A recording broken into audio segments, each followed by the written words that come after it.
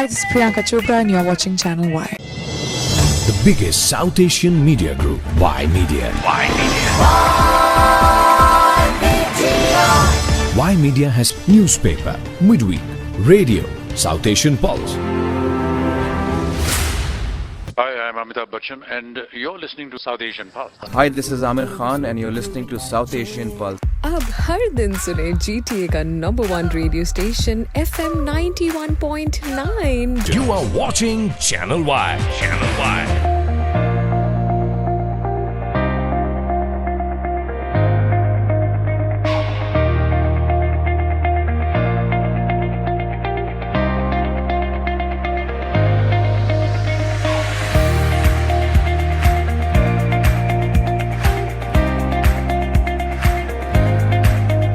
Prime Minister, welcome. It's a pleasure to be here. It's a pleasure to be back.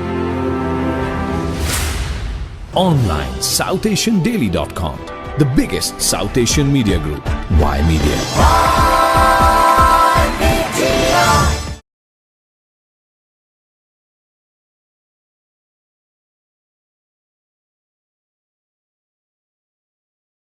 Hi everyone, welcome to Y Media Group. I am your host, Shelly. And we all know this, laughter is the best medicine, especially now when everybody is taking their life very seriously. Well, sincerely is okay, but why so serious? And to break that seriousness and the monotony, I have phenomenal female stand-up comic artists with me joining right now. I have Mona Sheikh. Hello, Mona. Hello, thank you so much for having us. This is very exciting. I have Harpreet. Hi, Harpreet. Hi, nice to meet you. And we have Carrie Johnson with us. Welcome, Carrie. Hi, thank you so much for having me. I can't wait to chat with you. Well, I'm going to ask Mona first up, what do you have in store for Toronto? There is something special that you planned. Oh, Shelley, if I tell you secrets, all my secrets, I will spill them right here. So I'm very, very proud. I started this show called Minority Reports 7 years ago at the world famous Comedy Store in Los Angeles, very legendary comedy club.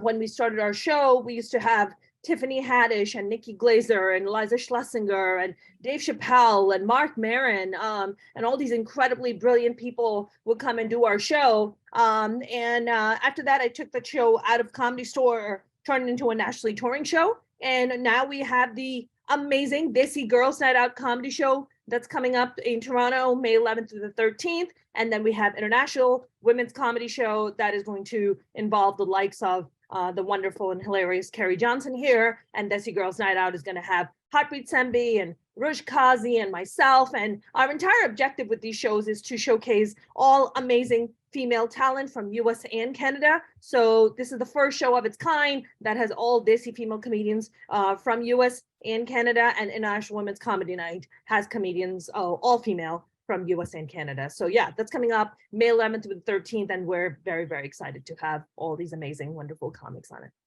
Oh, we are excited because this is a phenomenal and fantastic lineup that you just mentioned here. But, you know, a lot of our viewers might have this question, Desi night with ladies. Okay, do only ladies go there with their girl gang, or can I come up like a man thinking this? Oh, no. We totally want dudes. Like, so for instance, right? We love dudes because dudes spend money. It's great. We want them to come.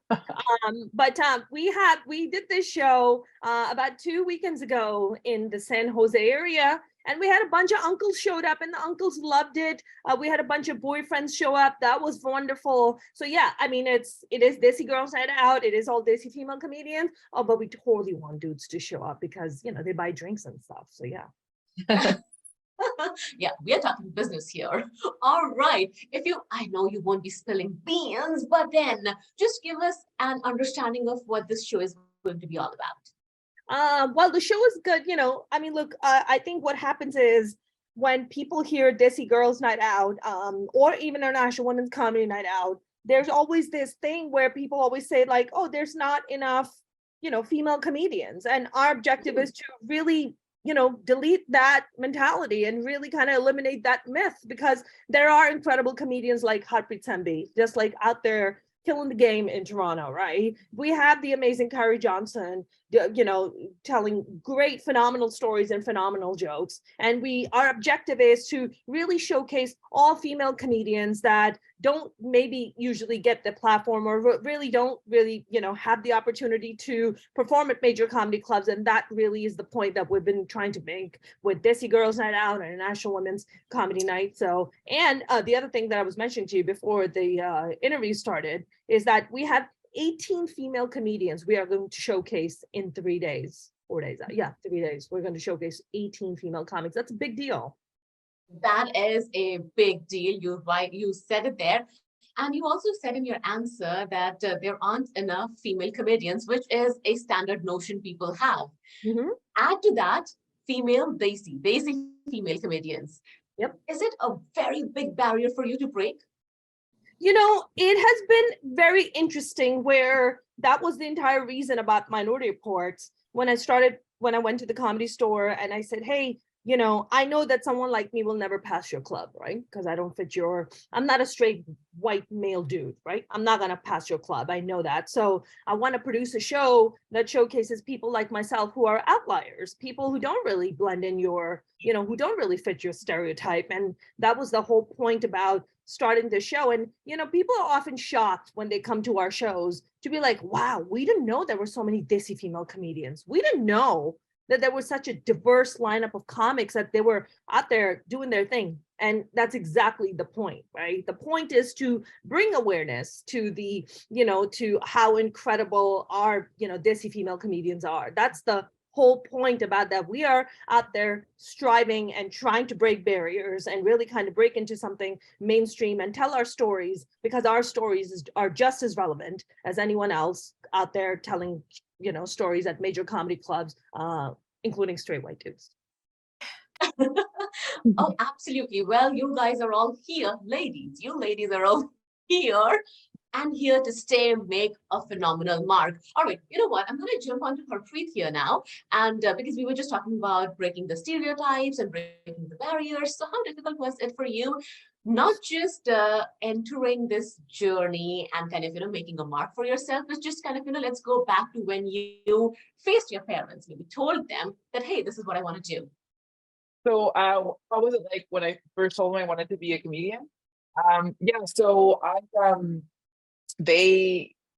think, to be honest with you, I don't think they really knew what it was. I think they were just like, oh, okay. So like, you still want to do something that's like acting, because that's kind of what I was trying to do when I was younger. And I think they were just like, oh, okay. And then I think so they watch a lot of Indian shows, specifically like there's a show called like the Couple From Our Show. So I think from there they learned about different people, like for example, stand-up comedians in India. So I think once they started to realize that, and I explained a little bit to them, I think they started realizing what I'm doing and that I am a stand-up comedian. So they've been pretty open and really supportive throughout my entire career as a comedian, actor, whatever. And they like, it's weird now because like they tell people, which I just did not anticipate. And then they'll like explain it to them, like, yeah, she's a comedian and she does stand up. Oh, well, this is what it is, and whatever. And you should go see her. So it's really nice. Like they've been really on board and supportive. Oh, no, absolutely. It is so good to have that support in your family. Carrie, how was it for you? Well, for people who don't know, Carrie comes from a family of people who have achieved a lot when it comes to education. How was it for you, Carrie, to break it up to your family that, you know what, I'm not into, and I'm not saying that you don't read or you're not into books, but that is not my career path. I want to make people laugh. What was the reaction?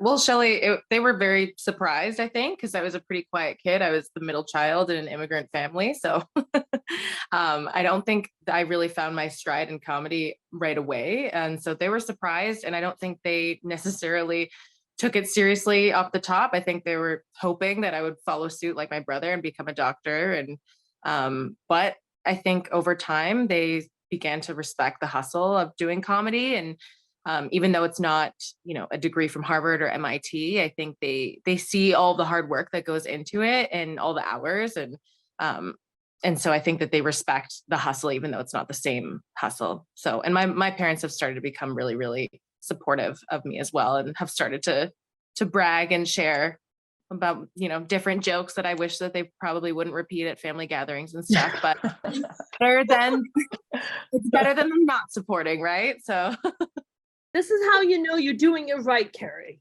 Right there. Your was like, parents "Oh, no, my sharing the Instagram jokes further. Jokes Yeah. that cannot be repeated by mom and dad. That's how Yeah. you know. Yeah. Hey, but it's a difficult job to make people laugh. Mhm. Where do you get your inspiration from? And I want each one of you to answer, starting with you, Mona. You know, it's interesting you asked me this question. I've been wondering about where does my sense of humor come from? And I was recently visiting my mom, and I realized that it's from my mom. My mom has kind of this deadpan delivery that's hysterical. So she's been in Pakistan recently for, you know, some property matters and stuff. And I was gonna visit her. So the day that I'm leaving, she calls me up and she goes like this. I'm not even making not a cent of this up. Okay. And then she goes, I was like, how are you? Are you good? I was like, you know, I'm about to jump on a plane and stuff like that. And she goes, your uncle, he has left. And I was like, left? For where? And she's like, to Allah. That's where he has left. I was like, you mean he died? And she goes, yes, that is what I'm trying to tell you. And I was like, you could have just said he passed away. You could have just said that. And then she had to like kind of break it down to me, like he has left, he has gone. Where has he gone to? To Allah. You mean he died?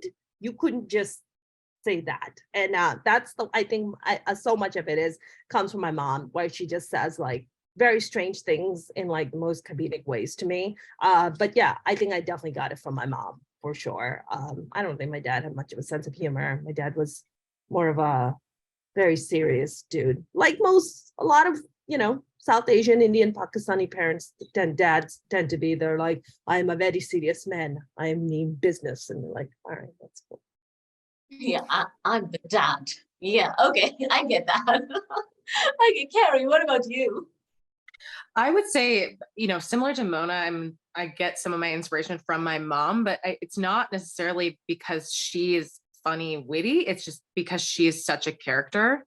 Like my dad's hilarious and has such a witty sense of humor. And so a lot of times it's us kind of laughing at the things she says and does. Like she'll misuse expressions. Like she'll say, we'll burn that bridge when we get to it, instead of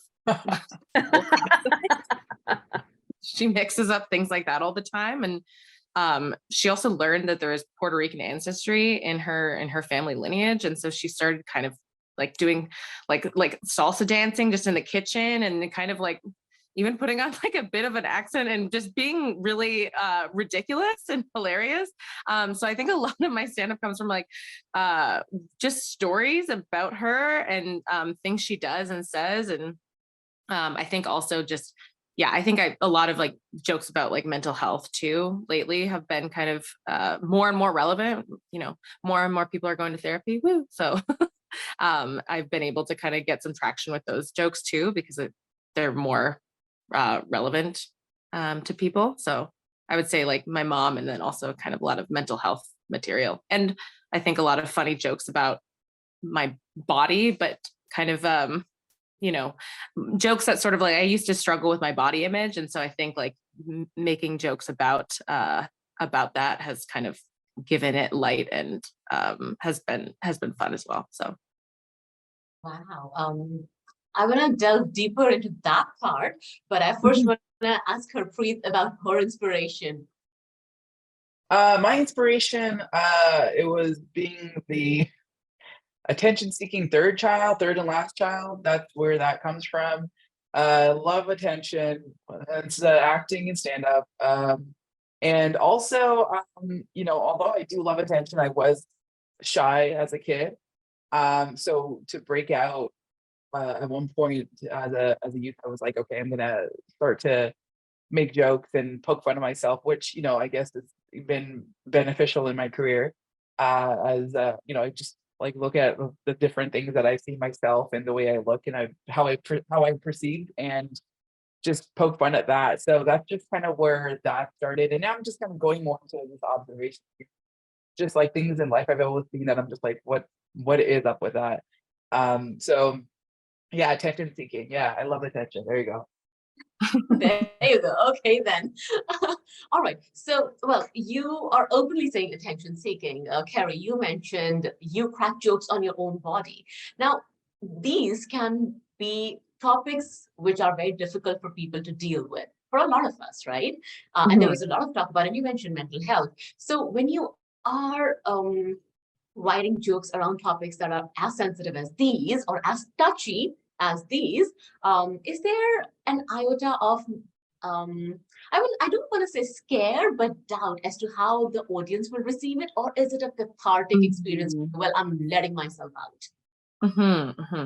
I think it's almost always cathartic because they're not I make light of them pretty quickly, like whatever the topic is, like whether it's about anxiety or my body or being in gymnastics and kind of struggling with body image. Then I'm sometimes a little bit worried that, let's say, like 11 o'clock Friday night crowd, they might want something a little bit lighter in nature, but usually the way that I craft the joke and I kind of make light of it and get to the punchline fast enough that they'll get on board with it, even if, let's say, like they're a rowdier crowd that might be expecting more material about like dating or something else.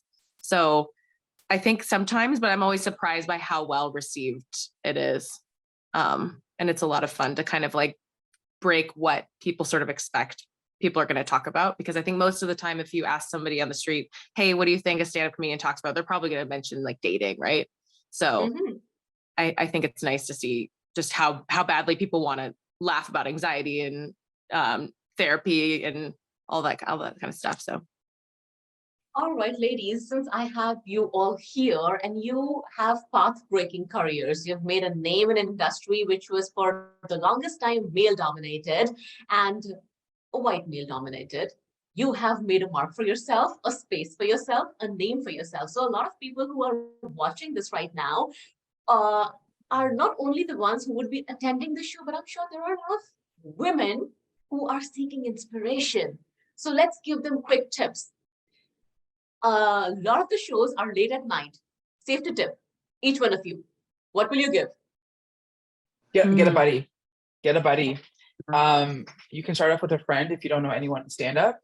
If it's late at night, and then once you start going to open mics or shows, gravitate towards people like women, that you're seeing, start talking to them and see if you can start going with a buddy. That's a lot of times, it's a lot of nerves too. So the nerves, having a buddy there to go through the nerves with you, as well as safety wise, is a really great thing. Yeah. Carrie, yeah. Yeah, because I would say even outside of stand-up, bars are really masculine a lot of the time, and they're kind of built more for men than women anyway. And so I think like most of the spaces that they're held in are spaces where it's like you're going to naturally just feel like a little bit on edge as a femme person. So having somebody there with you to kind of remind you like that you deserve to be there, that you should be there, I think is really important. I also carry a whistle too, just in case. Yeah, I think a lot of the times it's like, I try to just remember and focus on why I'm there if I have moments of feeling kind of like I'm out of place or that like I'm not welcome in a space. You kind of have to, even if it's a fake, sort of like a fake it till you make it moment, you have to have like sort of like a headstrong attitude about it off the top. Like, I deserve to be here. I should be here. Even if it doesn't actually. I have to confess, of all the years I've been doing comedy and interviews, no one has ever asked that question. And it just goes to show you how Canadians are so much better than Americans. Because the fact that you even ask such a thoughtful question, like Americans, like we don't think about any of that. We're just like, I'm just going to go out there and see what's going to be served to me. Yeah, that is such a great question, first of all. And I mean, gosh, I've actually never even thought about it, I go on I go on the tour, I go on tours, I go and perform at, casinos, and it gets definitely very creepy when we go and perform on the road as female comics. But I think it's gonna be a hybrid answer to what Harpreet said and what Carrie said. I don't know if you guys are able to carry pepper spray.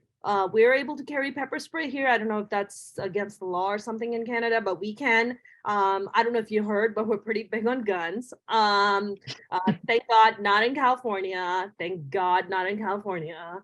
But the rest of the country, very big on guns. Very, very big, which I am not an advocate of in any way. But yeah, I feel like, a pepper spray, a buddy, knowing that this is your space, you belong there also, you deserve to be there as well. And I think that is, I'm going to bring it back to the exact reason why I do these all-female shows.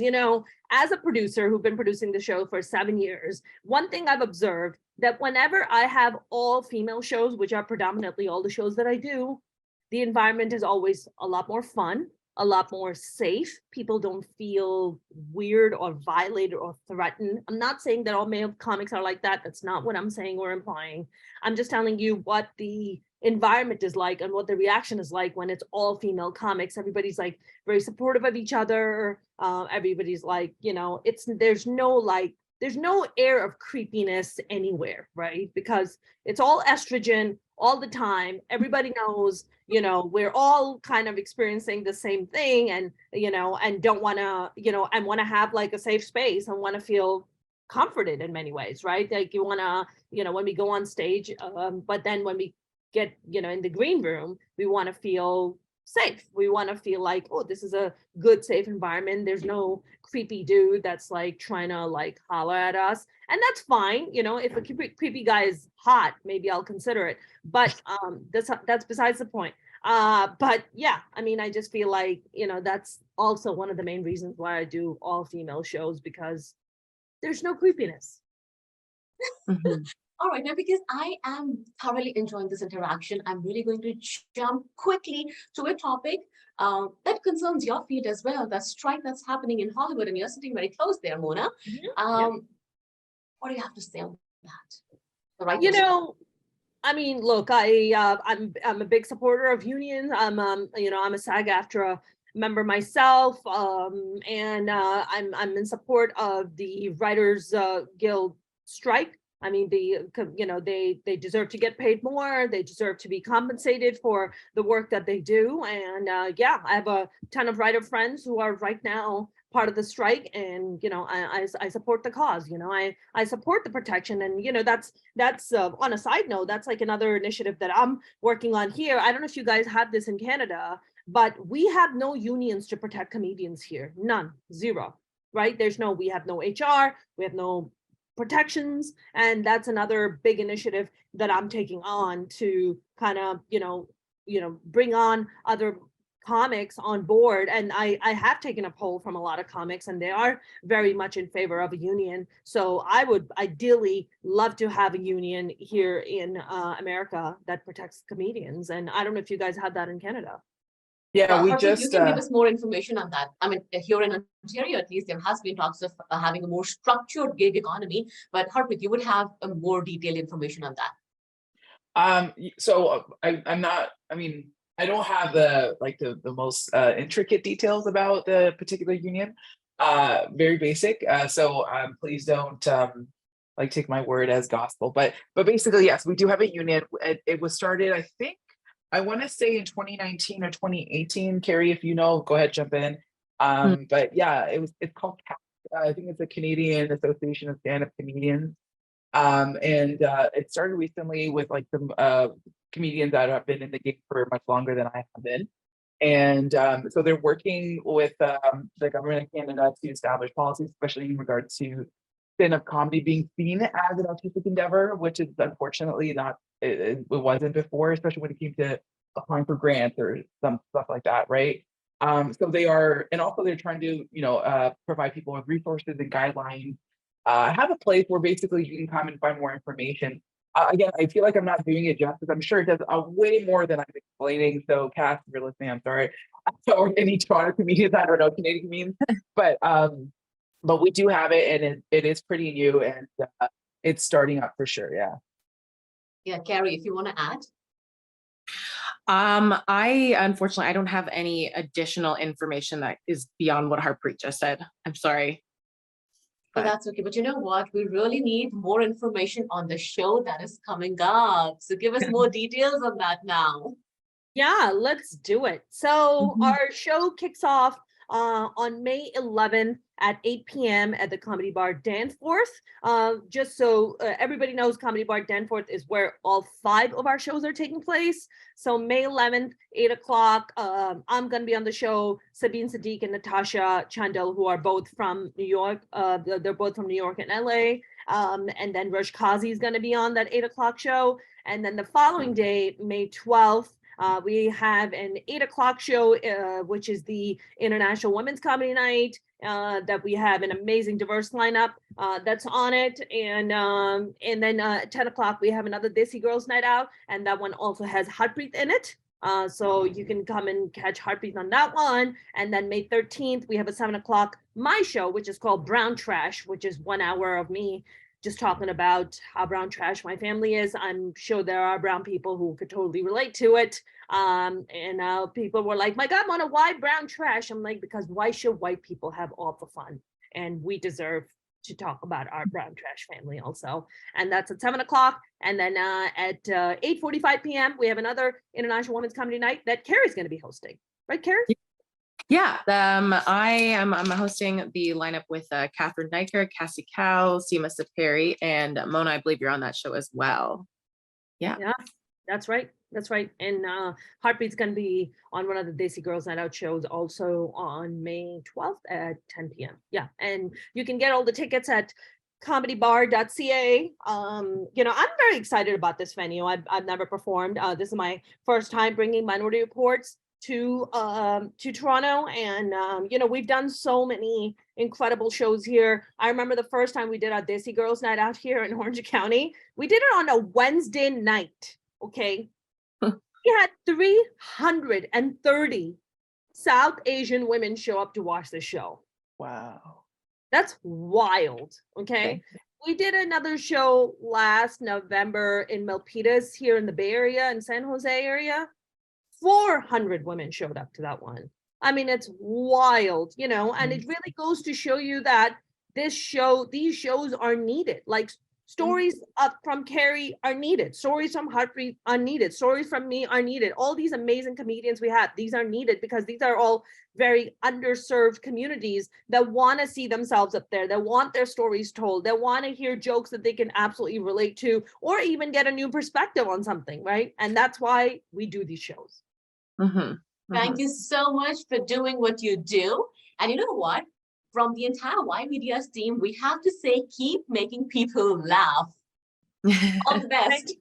Thank you so very much. Thank you. Thank you for talking to us. I appreciate your time and all the efforts you put into your shows. Absolutely. Thank you so much for having us. Yeah, thank you. You stay tuned with Y Media. Thanks for watching. Hi, this is Priyanka Chopra and you're watching Channel Y. The biggest South Asian media group, Y Media. Y Media has newspaper, midweek, radio, South Asian Pulse.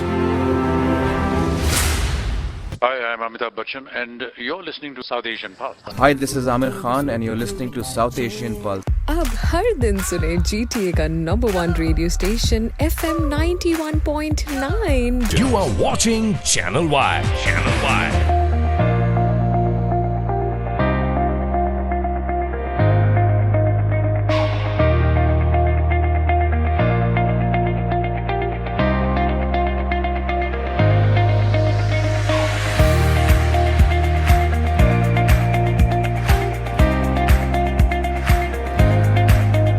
Prime Minister, welcome. It's a pleasure to be here. It's a pleasure to be back. Online, SouthAsianDaily.com. The biggest South Asian media group, Y Media.